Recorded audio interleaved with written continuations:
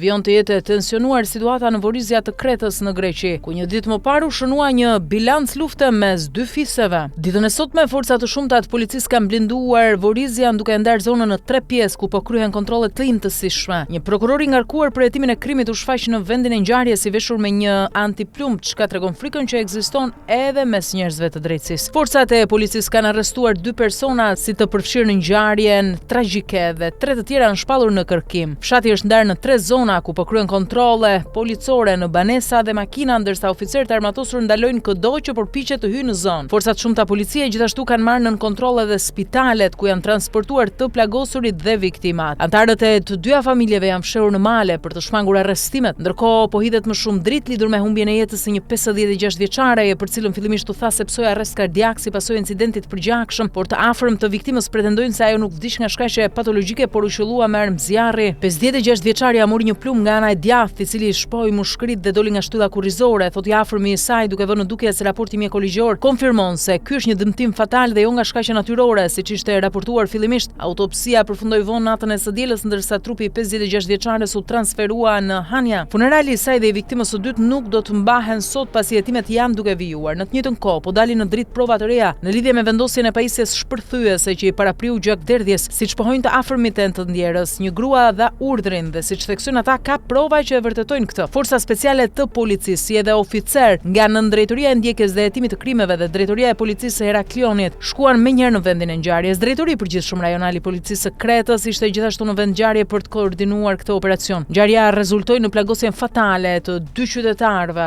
një 39 vjeçar dhe një 56 vjeçare, si edhe plagosjen e 2 grave, të cilat u dërguan në spital. Më pas u plagosën edhe 2 burra, të cilët po trajtohen në spital dhe pjesëmarrja e tyre në ngjarjen e armatosur po shqyrtohet.